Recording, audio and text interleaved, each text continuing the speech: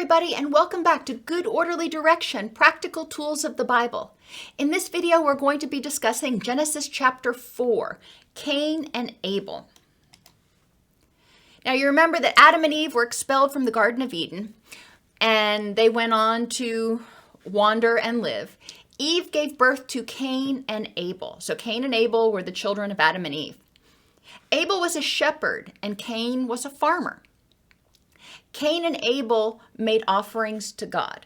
And back in that day, think about how long ago this was written, people didn't understand what was going on in the world. So they may have made offerings to God, to a deity, that in order to try to appease it, to keep God happy, so to speak. Abel offered the best of his flock in gratitude to God for his success. So Abel recognized that, hey, I couldn't have done this without you. So I'm going to give you the best of what I have. Cain, on the other hand, was selfish and kept the best of his crops for himself, instead presenting an offering to God who had given him the earth, seeds, and talents in order to raise this stuff. He gave him, whatever he had left over. God was a little bit offended. Cain became very angry and resentful of God and his brother. He's like, why should you have the best of what I've got? I gave you stuff. Now be happy with it. So they got into a little bit of a power struggle, if you will. God said to Cain, why are you angry?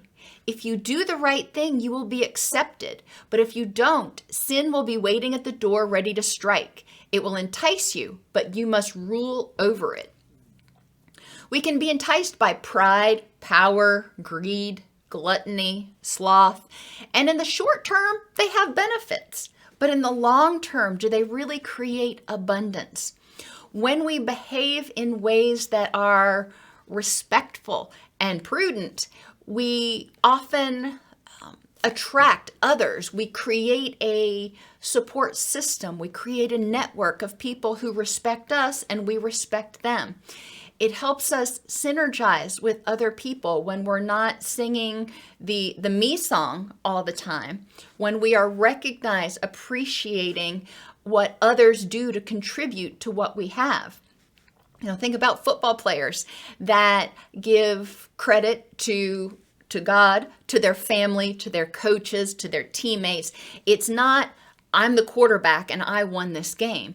They recognize everybody, or try to recognize everybody that helped them along the way.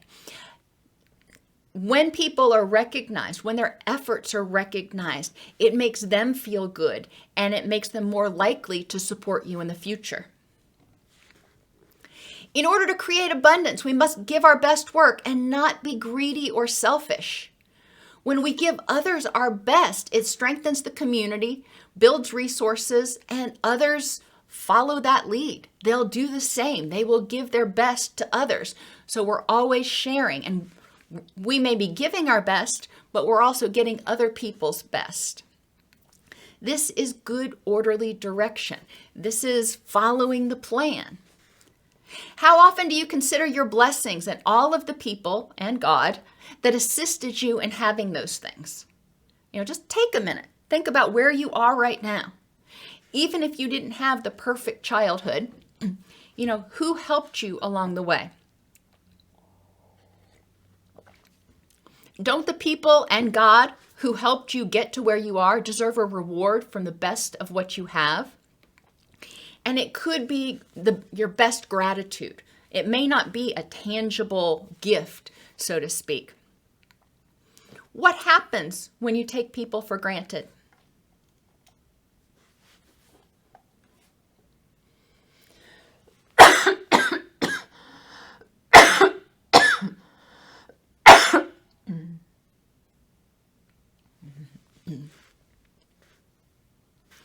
Cain attacked his brother Abel and killed him.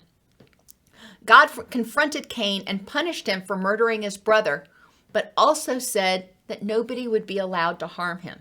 So you're going to go on living. You're expelled from the community, but I will make sure that nobody hurts you. Wrath and jealousy ruled Cain. He failed to step back and recognize that although God was insulted by his offering, he had the opportunity to make it right. He didn't have to sit there and pout and stay on his pity pot and be resentful. He could have said, you know what, you're right, God. I didn't give you my best. Let me correct that. His pride got in the way, and instead of hearing God's words as constructive feedback, he felt rejected and threatened. Think about how when you've gotten constructive feedback from others, you may have felt rejected and threatened instead of hearing it as an opportunity to grow and be better. Was there really a threat to Cain's well-being?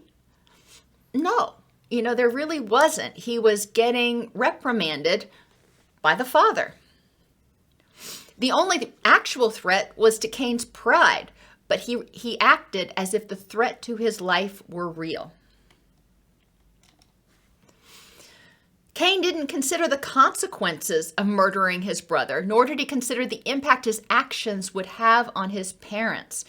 So again, there's a ripple effect to things when we do them. Just like when Eve ate from the tree of wisdom, there were consequences for her actions. When Cain murdered his brother, there were consequences for his actions, not only for him, but for those he loved. Ultimately, he didn't take responsibility for his actions and stewed in his own self-pity, alienating himself from God, and was driven away from his family.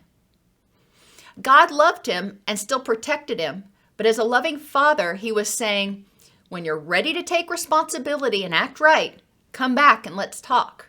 And we see this theme repeatedly throughout Scripture, where the father figures and God are willing to accept when you come back. When you come back and are ready to act right, you're welcomed with open arms. But, God continued, as long as you're going to be resentful and sit on your pity pot, life's going to be difficult because I'm not going to reward that behavior. Think again how parents, we do that same thing. When you're ready to come and act right, you can get out of timeout, but I am not going to reward this behavior by letting you get away with it. Notice feelings of jealousy and wrath when you experience them, to explore where those feelings come from so they don't poison your spirit. Jealousy and resentment are anger at others for having something that you don't. Anger is an emotion that tells you that you might be in danger. Remember, I said that Cain really wasn't in danger, but he had that flush of anger that his body was telling him, hey, there might be a problem here, and you need to do something about it. If you get angry, if you get jealous when people have something that you want, why is someone else's success a threat to you? Are you angry at them for having something you want, or angry at yourself because you haven't yet achieved it? When has pride gotten in the way of accepting responsibility? Somebody was trying to give you constructive feedback, but instead of hearing it and taking what was useful and leaving the rest, as we say, you got angry and wrathful at them for even trying to point out something, and you refused to accept responsibility for your own failure. Principles in this story are numerous again. Prudence, having wisdom and patience. Cain was not prudent in his actions. He acted very impulsively. Earnestness means doing something to the best of your ability. Abel did his job to the best of his ability, and he offered the best to God and his family, whereas Cain did not. Respect, giving respect to those people who help you along the way and God. Giving respect and saying, hey, thank you. I recognize I couldn't do this without you. Forgiveness. God forgives Cain in his own way by making sure that nobody could harm Cain. He didn't hold on to a grudge. He said, you made a mistake. These are the consequences. Let's move on. If Cain would have come back and been contrite, been apologetic, then he may have been welcomed back with open arms. We don't know. Compassion.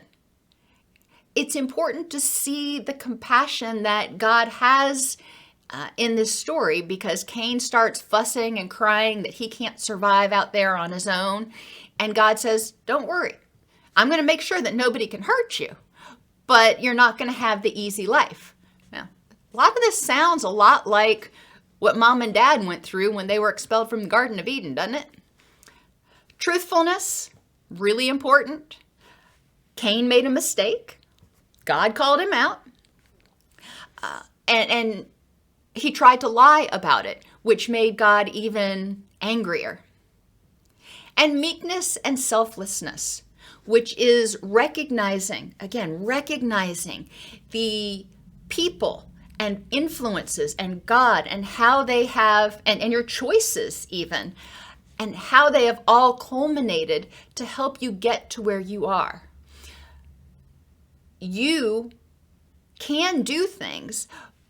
However, rarely, if ever, have you done everything all by yourself.